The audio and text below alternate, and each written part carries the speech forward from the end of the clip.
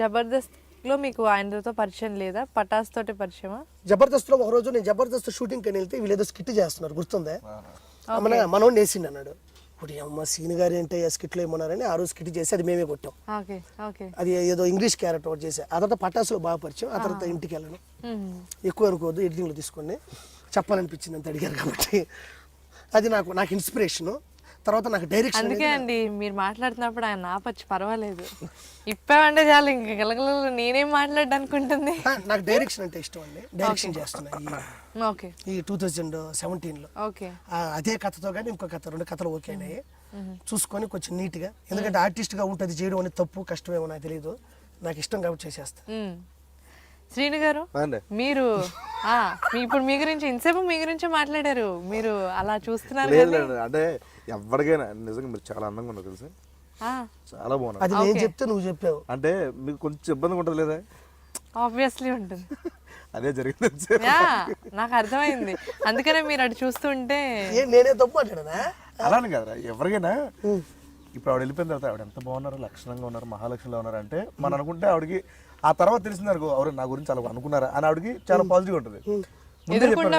అసలు ఏమున్నారండి మీరు అంటే అంటే ఎవరికైనా ఉంటుంది, అది సహజం, అది లేకపోతే మనిషే కాదు నా దృష్టిలో. అది మీరు డైరెక్టర్ అవుదాం అనుకుని అసిస్టెంట్ డైరెక్టర్ గా వర్క్ చేసి యాక్టర్ గా ఇది చేసి చిన్నప్పటి నుంచి నాకు యాక్టర్ అవుదామని ఉండేదండి. ఓకే. ఆ చిన్నప్పుడు అంటే 5th క్లాస్ అనుకుంటా, 5th క్లాస్ నుంచి 4th క్లాస్ నుంచి. మీరు పుట్టింది ఎక్కడండి? పుట్టింది భీమవరం దగ్గర, ఆకివేట్ అండి. ఓకే. ఆ సినిమా పిచ్చి బాగా ఉంది మామూలుగా. సో చిన్నప్పుడు మా ఊళ్ళో డ్రామాలు ఇవన్నీ వేసేవారు, సోషల్ డ్రామాస్ వేసేవారు. దాంట్లో యాక్ట్ చేస్తాను, ఒక క్యారెక్టర్ అందరూ అడిగితే ఎలా ఏ క్యారెక్టర్ తొక్కలేదని చెప్పి ఇచ్చేవారు నన్ను. నాకు ఇవ్వరా అని చెప్పి అనుకునేవాడు, కోపం వచ్చేది, ఏదో నిరూపిస్తా అని చెప్పి అనుకున్నాను కసితో. తర్వాత డ్రామా రాజా ఎవరితో చేస్తాడు, అవును మనమే డైరెక్ట్ చేద్దాం అనుకున్నాను. సో 2 థాట్స్ అలాగే పుట్టాయి నాకు. ఓకే. సో కానీ డైరెక్టర్గా అనేది ఏంటంటే చాలామంది నన్ను ఆర్టిస్ట్గానే బాగుంటుంది నీకు నాకు తెలుసు అని చెప్పి చాలామంది ప్రిఫర్ చేయడం, ఏదో ఒకదాని మీద ఉందా అని చెప్పి ఫోకస్ చేసి ఆర్టిస్ట్గానే ఫోకస్ చేశాను. ఆర్టిస్ట్గా అంటే ఇంకా ఫుల్ ఫ్లెడ్జ్డ్గా ఇంకా నేను పరిపూర్ణత సాధించలేదు దీంట్లో, ఇంకా స్ట్రగ్లింగ్, ఇంకా పరిగెడుతుంది. మరి రైటింగ్ అనేది డిఫరెంట్ స్కిల్, డైరెక్షన్ అనేది డిఫరెంట్ స్కిల్. ఇప్పుడు మీకు 2 ఉన్నాయి. మీ స్కిట్స్ మీరే కదా రాస్తూ ఉంటారు? నా స్కిట్స్ నేను రాయనండి, నేను రాయను. రాసే టైం కూడా నాకు ఎవడు రాంప్రసాద్. నేను మెయిన్ థాట్స్ ఇస్తాను. ఓకే. స్కిట్ ఎలా ఉండాలి, ఎక్కడ స్టార్ట్ అవ్వాలి, ట్విస్ట్ ఏ ఉండాలి, ఎలా ఎండ్ అవ్వాలి, మెయిన్ థాట్ వాడికి ఇస్తా. వాడికి ఇచ్చిన తర్వాత వాడు రాస్తాడు మాటలు రాసి మళ్ళీ ముగ్గురం కూర్చుంటూ లాస్ట్ ఫిల్టర్ చేస్తాం. నాకు వచ్చి మధ్యలో ఏమైనా పంచులు వస్తే నేను చెప్పడం, మళ్ళీ సుధీర్ చెప్పడం, మళ్ళీ రాంప్రసాద్ చెప్పడం, ఇలా ఒక స్కిట్ తయారవుతుంది.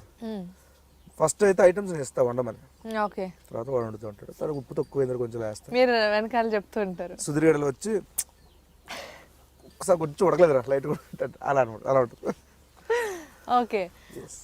బేసిక్గా జబర్దస్త్ అనేది యుఎస్లో ఉండే వాళ్ళకి కానీ యూనో ఓవర్ కంట్రీస్, బేసిక్గా ఇండియా కాకుండా కూడా చాలా మంది చూడడం. అండ్ మీరు ఎప్పుడైనా అబ్రాడ్ షోస్కి వాటికి మిమ్మల్ని పిలుస్తూ ఉంటారు? పిలుస్తున్నారు. వాళ్ళ దగ్గర నుండి మీకు వచ్చే రెస్పాన్స్ ఎలా ఉంటుంది? ఎందుకంటే ఇది వస్తుంది అంటే టీవీలకు అతుక్కుపోవడం అనేది స్టార్ట్ అయింది కదా. సో ఇంకోటి, ఈ అబ్రాడ్ వెళ్ళినప్పుడు ఎలా ఉంటుందంటే, ఇక్కడ మనం అంటే ఒక ఫ్యామిలీ ఉంటుంది, మనకు కావాల్సిన ఎంటర్టైన్మెంట్ ఉంటుంది. అమ్మ నాన్న తాత అక్క చెల్లి కావాలంటే 3 గంటలు జర్నీ చేస్తే తాతల దగ్గరికి వెళ్ళిపోతాం. సో అక్కడ ఛాన్స్ లేదు. అది చాలా ఎమోషనల్గా ఉంటారు వాళ్ళందరూ, చాలా మిస్ అయిపోతున్నాం, సంథింగ్ వీఆర్ మిస్సింగ్ అన్నట్టు ఉంటుంది అది పరిస్థితి. సో అలాంటి ఒక దుఃఖాన్ని నుంచి మేము దూరం చేస్తున్నాం జబర్దస్త్ ద్వారా అని మేము ఫీల్ అవుతున్నాం. వాళ్ళు కూడా అదే చెప్పారు. నిజంగా అండి, మేము కేవలం ఇక్కడికి వచ్చి డబ్బు కోసం సంపాదిస్తున్నట్టు, డబ్బు కోసం బతుకుతున్నట్టు ఉంటుంది మాది పరిస్థితి.